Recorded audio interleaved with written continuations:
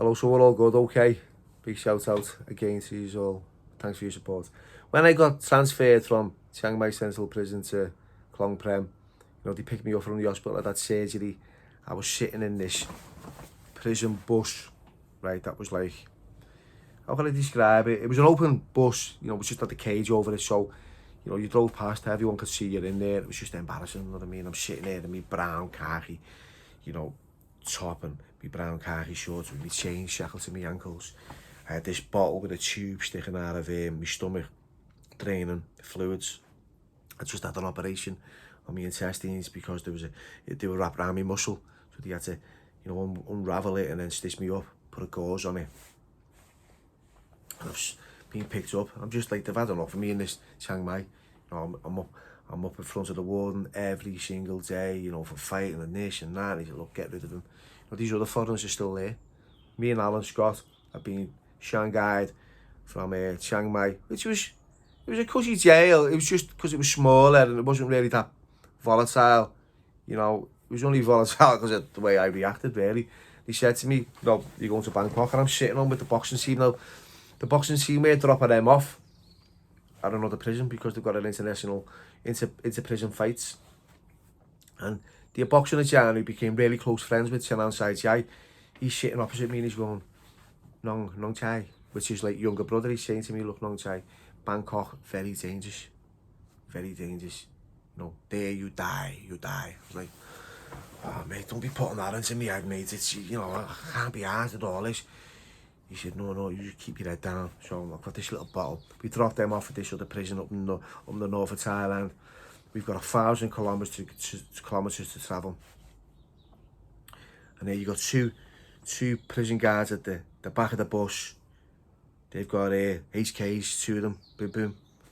We've got these two lads in these separate boxes. They're going to Klong Prem or Bangkwang's death row. And we're just on this bus and we're travelling. We get to Klong Prem prison about 11 o'clock at night. We left early in the morning. It took us about 12 hours. It was a horrendous journey. It was a nightmare. People are pissing in bottles and shitting in bin bags. There's no stops. We've got like a block of sugar. I used to get a block of sugar and a boiled egg. Yeah, that was it. And a little bit of soup. Like chicken, sweet corn soup, freezing cold. Get that on the journey and that was it. Be grateful, really, innit? You know what I mean? Little bowl of sticky rice, a little bit of soup, some sugar. I think that was just for your energy, and a boiled egg. That was your 12-hour meal. Ends up in Klong Prem. Remember going through these gates, these big iron gates. They creaked, and we drove through. They closed behind us, then another set of gates opened up, we drove through again. And we were in this massive compound at this time. And I was like, oh, mate. I was fucking terrified, you know what I mean? I was terrified. Gets taken out of this this bus, gets taken to a cell on Unit 3, they call it Den Hock, which is the name for it, Dens, that's what they called the Thai unit. They were called Den Hock, and Hock is 6. Puts in this cell, must have been about 40 inmates in there. I'm going in about 11:30 at night, 12 o'clock. There is absolutely nowhere to sleep, never mind sit. I've ended up sitting in the middle of the cell, really uncomfortable with this bottle, this tube, and I sat in that position all night with, no slips, no flip-flops on or not. I was just like, fucking hell, this is a nightmare. Next day, they take me to the hospital, sees the induction staff, gets taken. They've got a prison hospital, a proper big one as well. Klong Prem had like a real hospital, like the Royal in Liverpool. So he puts me in this hospital. It's all like caged off and that. Gets put in this room and I'm starving. I'm still like trying to tuck and dive, get a few tablets off the doc there. On the tramadol, he gave me them and I'm necking them, and I'm just using and abusing, the medication. And I remember lying next to this. People just dying there. There was loads of screams and it was horrendous. It was horrible. You know, this was the last chance saloon for loads of people. There was a few young lads in there as well, a few young ties. I remember having murder with them over a piece of bread. I was kept out of my bed one night and used to get bread. It was like green. Don't know why it was green. It wasn't green because it was mouldy. It was just colouring. You know, the bread was green. I don't know whether it ever had no yeast in it because you couldn't make any alcohol out of it. But it was just like big green coloured bread. And then he must have been on Jeff's store. He had a big like jar, like one of them specimen jars, like just like dripping with like all kinds of black fluid coming out of them. And he was just dropping in. He had this bread next to it on his little cupboard thing. I thought I'm having a piece of that. Getting on that bed. Like that. Honestly, it was like the Pink Panther getting out of bed. Gets it like this. Gets it like that. I'm ready like that. Ready to eat it. Next thing I fell on the back of my head. Just being walloped with this crutch. These young lads are jumping on me and I'm like, we're fighting now. Right, so it's gone off in the pad. Like they're swinging and I'm jumping on, I'm on my bed like that. Come on. Next thing the whistle's going and the alarms are off and these wardens have come in and blue shirts and everyone and the separators and I've got moved upstairs. Thinking I don't cuts everywhere. Thinking, this is how desperate it became for me, to actually like have these like I will go through them. I don't know, but it gets I spends a week there upstairs, gets this tube taken out as stitches. I'm not the best. I'm not the the most liked person in there, to be fair. I'm in trouble from day one, me. When drugs are involved, I'm just trouble. Gets put on this unit 6, then 6. There's 300 nationals in there, 300 foreign nationals. You've got your Taiwanese, Vietnamese, Hong Kong. There was a couple of English guys there. There was a Scouser as well, Steve.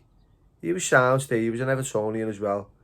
He had a bit of a tough time. He got 25 years for, just less than an ounce of coke. He'd been stitched up. I don't say stitched up. He'd been, yeah, in a sense, stitched up. Someone wanted, he had a little bar out there. Someone wanted to buy a bit of Charlie. He thought he'd make a few quid.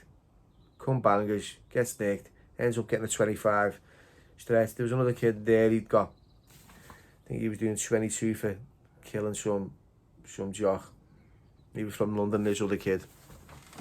Had an argument with his girlfriend, went out, and then they killed this guy. And so there's a few English in there. A few Americans, Australians, Iranians, loads of Africans. I mean, Tanzanians, Ghana. We were put in this pad. It was called a crazy pad. There was a weird shell with loads of different cats in there. They were all odd cats. You had Solomon Kurisia, right? He was from Ghana. You had Big Bill. You had Bonzo.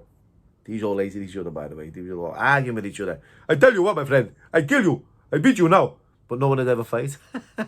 Shit, like, this is like a movie, this. Then you had these two nasty, vile, horrible paedophiles at the arse end of the cell, because there was 10 of us in the cell. So you had this Australian called Jason Minzer, for dating a 2-year-old girl, horrible little fucker he was. And then you've got you had this Canadian, Mr. Swirly. Oh, he was another. He used to just sit there and just like, just cringy. But you couldn't. I'll tell you why you couldn't really. Well, you couldn't do nothing, right? You couldn't do nothing because I'll tell you something now. The punishment there was absolutely severe. You'd end up in one of these shows, which is like a little room, right? I've been in them, they're horrible, right? I wanted to die the minute I went in there. You get put in these little shows, but if you get put in a show with a number of other inmates, there's nothing in for you, especially if you're a Westerner. It's not a place you want to go. So if you attack these, they're grashing you up straight away, and you're in this show, and you're fighting for your ass.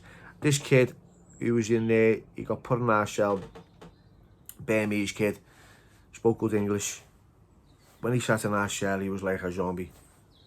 You know, one of the lads said, look, he's just got out of the show, he's been in there for 3 months, he's been raped every single day, you know. And this is like, I'd only been in the prison like about a week, and these were the stories I was getting told, so I was like, just suffer these two, you know what I mean? Just suffer them. You know, karma will come back to these. But anyway, yeah, the cell was mad, it was called a crazy, it was, you know, it was called a crazy room. Everyone and all the other sides just, because all there was arguing, there was fighting. We had a little telly on the wall, it was just playing Thai game shows, not in English whatsoever, it was just background noise. You know, we had this kid called Spike from Malaysia. He was like a bit of a hip-hop zigzagger, you know. I remember Spike. And there was one Thai in the cell, you know, he was alright, so, yeah. And the Indian kid as well, Sonny, he was boss. We go down to the big farm, my friend, and we get the #1 pig and we jiggy. Like, yeah, lost, lad. You know what I mean? I'm going down no pig farm on Valentine's Day with you, lad. He said, we can go down, I know the #1, we get the jiggy. Is he serious? Honest to God, he was round the bend. He was nicked for murder as well. He ended up getting, he didn't get that long, just 7.5 years. And it wasn't even him. It was the Thai bird he was with. He was going for a threesome. He come on top. The girl got jealous because he was involved, getting all jiggy, so to speak. You know, and then she just topped her because of she felt obviously insecure or whatever, jealous, envy. You know, she seen red and it was over. But yeah, there's loads of mad stories about Bangkok. I mean, I've talked about Chiang Mai, but Bangkok is another, you know, it was on another level. And I'll share them as well if you're up for it. Thanks for watching. Take care.